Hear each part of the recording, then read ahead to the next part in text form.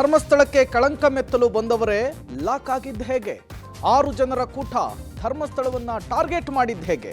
ತಿಮರೋಡಿ ಮನೆಯಲ್ಲಿ ನಡೆದಿದ್ದ ಒಳಸಂಚು ಸೋಮವಾರ ವಿಧಾನಸಭೆಯಲ್ಲಿ ಚರ್ಚೆ ಆಗುತ್ತಾ ಬುರುಡೆ ಪ್ರಕರಣ. ಬುರುಡೆ ಪ್ರಕರಣದ ಬಗ್ಗೆ ಕಾಂಗ್ರೆಸ್ ನಾಯಕರು ಹೇಳಿದ್ದೇನು?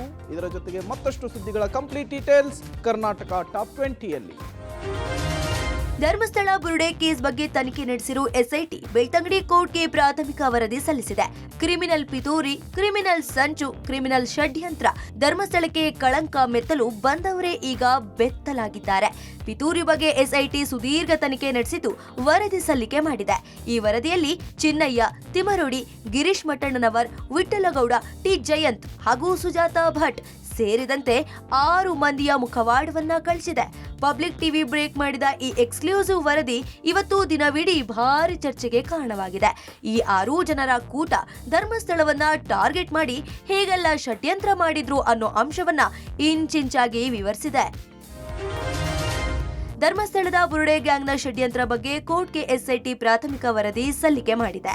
ಈ ವರದಿಯಲ್ಲಿ ಧರ್ಮಸ್ಥಳದ ಮೇಲ್ವಿಚಾರಕರಿಗೆ ಕ್ಲೀನ್ ಚಿಟ್ ಕೊಡಲಾಗಿದೆ. ಇದು ಪಿತೂರಿಯ ಭಾಗವಾಗಿದ್ದು ಎಸ್ಐಟಿ ತನಿಖೆಗೆ ಕೆಲವು ಆರೋಪಿಗಳು ಅಸಹಕಾರ ಕೊಡುತ್ತಿದ್ದಾರೆ ಅಂತ ಉಲ್ಲೇಖ ಮಾಡಲಾಗಿದೆ. ಕೆಲವೊಂದು ತಾಂತ್ರಿಕ ಸಾಕ್ಷಿಗಳ ವರದಿ ಬರಬೇಕಿದೆ.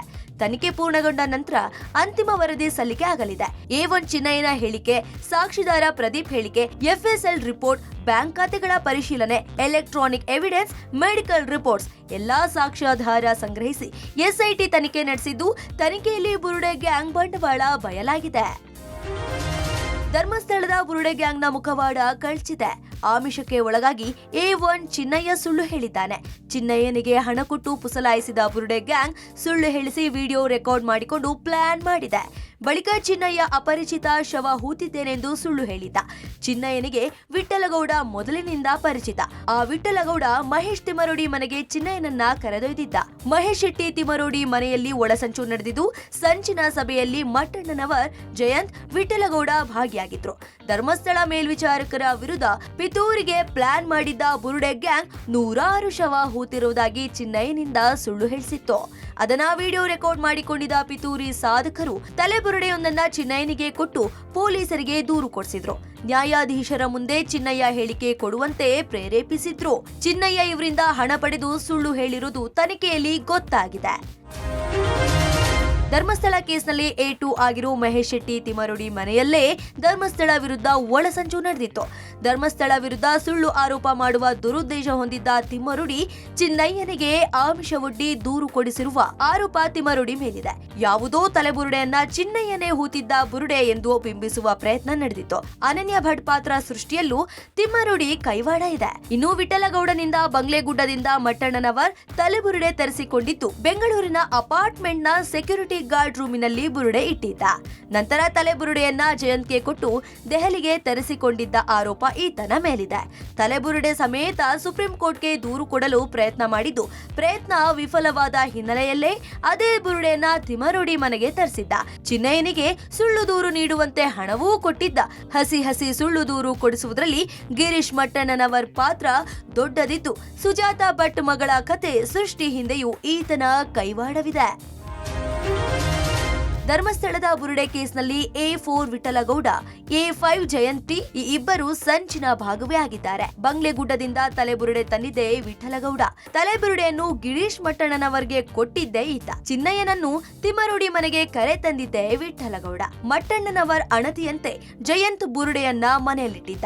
ಬುರುಡೆಯನ್ನು ರೈಲಿನಲ್ಲಿ ದೆಹಲಿಗೆ ಕೊಂಡೊಯ್ದಿದ್ದ. ಧರ್ಮಸ್ಥಳದ ವಿರುದ್ಧ ಒಳಸಂಚಿನಲ್ಲಿ ಜಯಂತ್ ನೇರವಾಗಿ ಭಾಗಿಯಾಗಿದ್ದ. ಅನನ್ಯ ಭಟ್ ಪಾತ್ರ ಸೃಷ್ಟಿಸಿ ಕತೆ ಕಟ್ಟಿದ್ದ ಸುಜಾತಾ ಭಟ್ ಈ ಪ್ರಕರಣದಲ್ಲಿ 6ನೇ ಆರೋಪಿಯಾಗಿದ್ದಾರೆ. ಪ್ರಾಥಮಿಕ ತನಿಖಾ ವರದಿಯಲ್ಲಿ 6 ಆರೋಪಿಗಳ ವಿರುದ್ಧ ಗಂಭೀರ ಆರೋಪ ಉಲ್ಲೇಖಿಸಲಾಗಿದೆ. A1 ಚಿನ್ನಯ್ಯನ ಹೇಳಿಕೆ, ಸಾಕ್ಷಿದಾರ ಪ್ರದೀಪ್ ಹೇಳಿಕೆ, FSL ರಿಪೋರ್ಟ್, ಬ್ಯಾಂಕ್ ಖಾತೆಗಳ ಪರಿಶೀಲನೆ, ಎಲೆಕ್ಟ್ರಾನಿಕ್ ಎವಿಡೆನ್ಸ್, ಮೆಡಿಕಲ್ ರಿಪೋರ್ಟ್ಸ್ ಎಲ್ಲಾ ಸಾಕ್ಷ್ಯಾಧಾರ ಸಂಗ್ರಹಿಸಿ ಎಸ್ಐಟಿ ತನಿಖೆ ನಡೆಸಿದ್ದು ತನಿಖೆಯಲ್ಲಿ ಬುರುಡೆ ಗ್ಯಾಂಗ್ ಬಂಡವಾಳ ಬಯಲಾಗಿದೆ. ಧರ್ಮಸ್ಥಳ ವಿರುದ್ಧ ಷಡ್ಯಂತ್ರ ಬಹಿರಂಗ ಆಗಿದ್ದು ಈ ಸೋಮವಾರ ವಿಧಾನಸಭೆಯಲ್ಲಿ ಚರ್ಚೆಗೆ ವಿಪಕ್ಷಗಳು ಮುಂದಾಗಿವೆ. ಈ ಬಗ್ಗೆ ಮಾತನಾಡಿದ ವಿಪಕ್ಷ ನಾಯಕ ಆರ್ ಅಶೋಕ್, ಎಸ್ಐಟಿ ಅಧಿಕಾರಿಗಳು ನಿಜ ಸಂಗತಿ ಬಯಲು ಮಾಡಿದ್ದಾರೆ. 6 ಜನ ಶಾಮೀಲು ಅಂತ ವರದಿ ಹೇಳಿದೆ. ಈ 6 ಜನರ ಹಿಂದಿನ ದೊಡ್ಡ ಕೈ ಯಾವುದು, ಸೂತ್ರಧಾರ ಯಾರು ಅಂತ ಗೊತ್ತಾಗಬೇಕು ಎಂದಿದ್ದಾರೆ. ಪಬ್ಲಿಕ್ ಟಿವಿ ಜೊತೆ ಮಾತನಾಡುವ ವೇಳೆ ಬುರುಡೆ ಗ್ಯಾಂಗ್ ಹುಟ್ಟು ಹಾಕಿದವರೇ ಕಾಂಗ್ರೆಸ್ನವರು ಎಂದಿದ್ದಾರೆ. ಇನ್ನು ಸಿಟಿ ರವಿ ಕೂಡ ಇದು ಷಡ್ಯಂತ್ರ ಅಂತ ಮೊದಲೇ ಹೇಳಿದ್ವಿ, ಇದು ಸಾಬೀತಾಗಿದೆ. ನಾವು ಮೊದಲು ಆರೋಪ ಮಾಡಿದಾಗ ನಮ್ಮ ಮೇಲೆ ಮಾತಾಡಿದ್ರು, ಈಗ ಇದಕ್ಕೆ ಉತ್ತರ ಕೊಡಲಿ ಎಂದಿದ್ದಾರೆ. ಧರ್ಮಸ್ಥಳಕ್ಕೆ ಅಪಮಾನ ಮಾಡಲು ಬುರುಡೆ ಗ್ಯಾಂಗ್ ಪ್ಲಾನ್ ಮಾಡಿತ್ತು. ಈ ಹುನ್ನಾರದ ಹಿಂದೆ ದೊಡ್ಡ ಕೈಗಳಿವೆ ಎಂದು ಸಿಟಿ ರವಿ ಆರೋಪಿಸಿದ್ದಾರೆ. ಸುನಿಲ್ ಕುಮಾರ್ ಪ್ರತಿಕ್ರಿಯಿಸಿ, ಧರ್ಮಸ್ಥಳ ಕೇಸ್ನ ಹಿಂದೆ ನಗರ ನಕ್ಸಲ್ ಇದ್ದಾರೆ. ಎಸ್ಐಟಿ ತನಿಖೆಯಲ್ಲಿ ಇದು ಬಯಲಾಗಿದೆ. ಸರ್ಕಾರ ಕೂಡಲೇ ಕ್ರಮ ತೆಗೆದುಕೊಳ್ಬೇಕು. ಎಸ್ಐಟಿ ವರದಿ ಸದನದಲ್ಲಿ ಮಂಡನೆ ಮಾಡಬೇಕು ಎಂದು ಆಗ್ರಹಿಸಿದ್ದಾರೆ. ಈ ಧರ್ಮಸ್ಥಳದ ವಿಚಾರವಾಗಿ ದೊಡ್ಡ ಷಡ್ಯಂತ್ರ ನಡೆದಿದೆ. ಇವತ್ತು SITನೂ ಕೂಡ ತನಿಖೆ ಮಾಡಿ ನಿಜ ಸಂಗತಿಯನ್ನ ಬಯಲು ಮಾಡಿದ್ದಾರೆ. ಈ ಬುರುಡೆ ಗ್ಯಾಂಗ್ ಹುಟ್ಟಾಕಿರ್ತಕ್ಕಂಥವರೇ ಕಾಂಗ್ರೆಸ್ ಸರ್ಕಾರದವರು, ಅದಕ್ಕೆ ಉತ್ತರ ಕೊಡಬೇಕಾಗಿರ್ತಕ್ಕಂಥದ್ದು ಅವರೇನೆ. ಎಲ್ಲರೂ ಕೂಡ ಚರ್ಚೆ ಮಾಡ್ತಾರೆ. ಧರ್ಮಾಧಿಕಾರಿಗಳನ್ನ ನಡೆದಾಡುವ ದೇವರು ಅಂತ ಭಾವಿಸ್ತಾರೆ. ಆ ಒಂದು ಭಾವನೆಯನ್ನ ದುರ್ಬಲಗೊಳಿಸೋದಕ್ಕೆ ಮಾಡಿರುವ ಷಡ್ಯಂತ್ರ ಅಂತಕ್ಕಂಥ ಮಾತನ್ನ SIT ರಚನೆಗೆ ಮುಂಚೆನೆ ನಾನು ಹೇಳಿದ್ದೆ. ಈಗ SITಯೇ ಹೇಳಿದೆ, ಇದು ಅವರ ಪ್ರಾಥಮಿಕ ವರದಿಯಲ್ಲಿ ಷಡ್ಯಂತ್ರ ನಡೆಸಿದ್ದಾರೆ ಅಂತ ಅವರೇ ಹೇಳಿದ್ದಾರೆ. ಧರ್ಮಸ್ಥಳ ಪ್ರಕರಣದ ಎಸ್ಐಟಿ ಸಲ್ಲಿಸಿರೋ ವರದಿ ಬೆನ್ನಲ್ಲೇ ಡಿಸಿಎಂ ಡಿಕೆ ಶಿವಕುಮಾರ್ ಪ್ರತಿಕ್ರಿಯೆ ನೀಡಿದ್ದಾರೆ. ಧರ್ಮಸ್ಥಳದ ಇತಿಹಾಸ ನನಗೆ ಗೊತ್ತು, ಏನು ತಪ್ಪಾಗಲ್ಲ ಎಂದು ನಾನು ಧೈರ್ಯದಿಂದ ಹೇಳಿದೆ. ಚಾರ್ಜ್ ಶೀಟ್ ಕಾಪಿ ಓದಿಲ್ಲ. ಆರೋಪಿಗಳ ವಿರುದ್ಧ ಕಾನೂನು ಅದರ ಕ್ರಮವನ್ನ ಕೈಗೊಳ್ಳುತ್ತೆ ಎಂದಿದ್ದಾರೆ. ಸಚಿವ ಚಲುವರಾಯಸ್ವಾಮಿ ಪ್ರತಿಕ್ರಿಯಿಸಿ, ಧರ್ಮಸ್ಥಳ ವಿಚಾರ ಬಹಳ ಸೂಕ್ಷ್ಮ ವಿಚಾರ. ವರದಿಯ ವಿಚಾರ ಮಾಹಿತಿ ಇಲ್ಲದೆ ಮಾತನಾಡೋದು ಬೇಡ ಎಂದಿದ್ದಾರೆ. ಇನ್ನು ಬಿಜೆಪಿಯವರು ರೈತರ ವಿಚಾರವನ್ನ ರಾಜಕೀಯಕ್ಕೆ ಬಳಸಿಕೊಂಡ್ರು, ಧರ್ಮಸ್ಥಳ ವಿಚಾರವನ್ನು ರಾಜಕೀಯಕ್ಕೆ ಬಳಸಿಕೊಂಡ್ರು ಎಂದಿದ್ದಾರೆ. ದಕ್ಷಿಣ ಕನ್ನಡ ಜಿಲ್ಲಾ ಉಸ್ತುವಾರಿ ಸಚಿವ ದಿನೇಶ್ ಗುಂಡೂರಾವ್ ಮಾತನಾಡಿ, ತಪ್ಪು ಯಾರೇ ಮಾಡಿದ್ರೂ ತಪ್ಪೆ, ತಪ್ಪಿತಸ್ಥರಿಗೆ ಶಿಕ್ಷೆ ಆಗ್ಲೇಬೇಕು ಅಷ್ಟೇ. ಎಸ್ಐಟಿ ತನಿಖೆಯಲ್ಲಿ ಹಸ್ತಕ್ಷೇಪ ಮಾಡಲ್ಲ ಎಂದಿದ್ದಾರೆ. ಮಾಹಿತಿ ಗೊತ್ತಿತ್ತು, ಧರ್ಮಸ್ಥಳದ ಇತಿಹಾಸ ಗೊತ್ತಿತ್ತು ನನಗೆ. ಅವರು ಯಾವುದು ಮಾಡ್ಲಿಕ್ಕೆ ಆಗುದಿಲ್ಲ ಅನ್ನೋದು ಗೊತ್ತಿತ್ತು. ಆ ವಿಚಾರದಿಂದ ಧೈರ್ಯದಿಂದ ನಾನು ವಿಚಾರವನ್ನ ಹೇಳಿದ್ದೆ. ಕಾಪಿ ನಾನಿನ್ನ ಓದಿಲ್ಲ, ನನಗಿನ್ನ ಅದು ಗೊತ್ತಿಲ್ಲ. Law will take its own course. ಅದ್ರ ಬಗ್ಗೆ ನನಗೆ ಮಾಹಿತಿ ಪೂರ್ಣ ಇಲ್ಲದೇ ಇರೋದ್ರಿಂದ ದಯವಿಟ್ಟು ಎಲ್ಲ ಸೂಕ್ಷ್ಮವಾದ ವಿಚಾರ ಏನೋ ಒಂದು ಹೇಳೋದು ಬೇಡ. ನೋಡಿ, ಕಾನೂನು ಕ್ರಮ ಕಾನೂನು ಪ್ರಕಾರ ಆಗ್ತದೆ. ನಮ್ಮ ಹಸ್ತಕ್ಷೇಪ ಏನಿಲ್ಲ. ಯಾರ ಬಗ್ಗೆ ಏನು ಪೊಲೀಸ್ ಅವರು ತಮ್ಮ ತನಿಖೆಯಲ್ಲಿ ಪತ್ತೆ ಹಚ್ಚಿದ್ರೆ ಅದರ ಪ್ರಕಾರ ಕ್ರಮ ಆಗ್ತದೆ. ಸೊ ಅದಕ್ಕೋಸ್ಕರ ಯಾರು ತಪ್ಪು ಮಾಡಿದ್ರೆ ಅವ್ರಿಗೆ ಶಿಕ್ಷೆ ಆಗಬೇಕು, ಅಷ್ಟೇ ಇರುವಂಥದ್ದು. ಎಸ್ಐಟಿ ವರದಿ ಬಗ್ಗೆ ಪಬ್ಲಿಕ್ ಟಿವಿ ಜೊತೆ ಮಾತನಾಡಿದ ಧರ್ಮಸ್ಥಳ ಪ್ರಕರಣದ 6ನೇ ಆರೋಪಿ ಸುಜಾತಾ ಭಟ್ ದೂರುದಾರರನ್ನೇ ಆರೋಪಿ ಸ್ಥಾನದಲ್ಲಿ ಇಟ್ಟಿದ್ದಾರೆ. ಈ ಬಗ್ಗೆ ನಾನು ಕಾನೂನು ಹೋರಾಟ ಮಾಡ್ತೀನಿ ಎಂದಿದ್ದಾರೆ. ನಾವು ಯಾರನ್ನು ಕೊಲೆ ಮಾಡಿಲ್ಲ, ದೌರ್ಜನ್ಯ ಮಾಡಲಿಲ್ಲ, ರೇಪ್ ಮಾಡಿಲ್ಲ. ಅಲ್ಲಿ ಇದ್ದಿದ್ದು ಹೌದು, ಅದನ್ನ ತಿರ್ಚಿದ್ದಾರೆ. ಷಡ್ಯಂತ್ರ ಭಾಗವಾಗಿ ನನ್ನನ್ನು ಸೇರಿಸಿದ್ದಾರೆ ಅಂತ ಎಸ್ಐಟಿ ವರದಿ ವಿರುದ್ಧ ಆಕ್ರೋಶ ವ್ಯಕ್ತಪಡಿಸಿದ್ರು. ಜೊತೆಗೆ ನಾನು ತಿಮ್ಮರೋಡಿ ಮನೆಯಲ್ಲಿ ಯಾವ ಮೀಟಿಂಗ್ ಸಹ ಮಾಡಿಲ್ಲ. ನಾನು ಡೆಲ್ಲಿಗೆ ಹೋದಾಗ ಅಲ್ಲಿ ಬುರುಡೆ ಇತ್ತು ಅಂತ ನನಗೆ ಗೊತ್ತಿಲ್ಲ. ನಾನು ಎಸ್ಐಟಿ ವರದಿಗೆ ಕೋರ್ಟ್ನಲ್ಲೇ ಹೋರಾಡ್ತೀನಿ ಎಂದಿದ್ದಾರೆ. ಡೆಲ್ಲಿಗೆ ಹೋಗಿದ್ದೆ, ನನಗೇನು ಗೊತ್ತು ಡೆಲ್ಲಿಗೆ ಕರ್ಕೊಂಡೋಗಿ ಬುರುಡೆ ಇದೆ ಅನ್ನುವಂಥದ್ದು. ನನಗೆ ಯಾವುದು ಏನೂ ಗೊತ್ತಿಲ್ಲದೆ ಕರ್ಕೊಂಡು ಹೋಗಿದ್ದಾರೆ. ಹಾಗೆ ಅದರಲ್ಲಿ ನನ್ನನ್ನು ಶಾಮೀಲು ಮಾಡಿದ್ದಾರೆ. ಮಾಡಲಿ, ಏನು ಪರವಾಗಿಲ್ಲ. ಅದನ್ನೇನು ಎದುರಿಸಬೇಕು, ಕಾನೂನು ಪ್ರಕಾರ ಹೇಗೆ ಇದು ಮಾಡಬೇಕು ಮಾಡ್ತೀನಿ. ಕಾನೂನು ಪ್ರಕಾರ ಹೋರಾಟ ಏನು ಮಾಡಬೇಕು ನಾನು ಅದನ್ನು ಮಾಡ್ತೀನಿ. ಆಯಿತು, ಇದನ್ನು ಹೋರಾಟ ಮಾಡಿ ಈಗ ನೆಕ್ಸ್ಟು ಇನ್ನೊಂದು ರೀತಿಯ ಹೋರಾಟನೂ ನಡೀತದೆ ನನ್ನಿಂದ. ಅದು ದೊಡ್ಡ ಮಟ್ಟಕ್ಕೆ ನಡಿಬೇಕು. ಅದು ದೊಡ್ಡ ಮಟ್ಟಕ್ಕೆ ನಾನು ಯಾವ ರೀತಿ ಅದನ್ನು ಇದು ಮಾಡಬೇಕು ಅನ್ನೋದನ್ನು ನಾನು ಈಗ ಯೋಚನೆ ಮಾಡ್ತಾ ಇದ್ದೀನಿ. ದ್ವೇಷ ಭಾಷಣಕ್ಕೆ ಶಿಕ್ಷೆ ವಿಧಿಸಲು ಅವಕಾಶ ಕಲ್ಪಿಸುವ ಕರ್ನಾಟಕ ದ್ವೇಷ ಭಾಷಣ ಮತ್ತು ದ್ವೇಷ ಅಪರಾಧಗಳ ಪ್ರತಿಬಂಧಕ ಮತ್ತು ನಿಯಂತ್ರಣ ವಿಧೇಯಕವನ್ನು ವಿರೋಧ ಪಕ್ಷಗಳ ವಿರೋಧದ ನಡುವೆಯೇ ವಿಧಾನಸಭೆಯಲ್ಲಿ ಇಂದು ಮಂಡಿಸಲಾಯಿತು.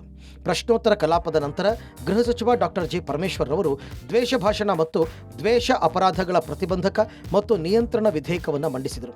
ಪ್ರತಿಪಕ್ಷಗಳ ವಿರೋಧದ ನಡುವೆಯೇ ಸಭಾಧ್ಯಕ್ಷ ಯುಟಿ ಖಾದರ್ ಅವರು ಧ್ವನಿಮತದ ಮೂಲಕ ವಿಧೇಯಕವನ್ನು ಮಂಡಿಸಲಾಗಿದೆ ಅಂತ ಘೋಷಿಸಿದರು.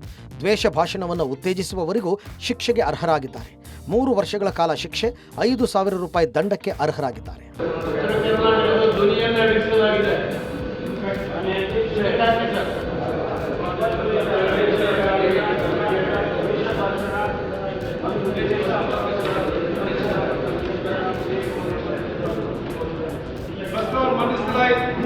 ಈಗ ಪ್ರಸ್ತಾವ ಸಭೆ ಮಧ್ಯಕ್ಕೆ ಹಾಕುತ್ತೇನೆ.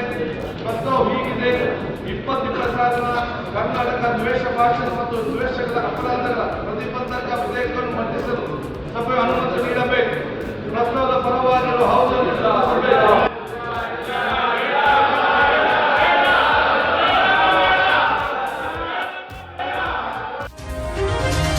2023ರ ವಿಧಾನಸಭಾ ಚುನಾವಣೆಯಲ್ಲಿ ಕಾಂಗ್ರೆಸ್ ಅಧಿಕಾರಕ್ಕೆ ಬರಲು ಗ್ಯಾರಂಟಿ ಯೋಜನೆಗಳು ಪ್ರಮುಖ ಪಾತ್ರ ವಹಿಸಿದ್ವು.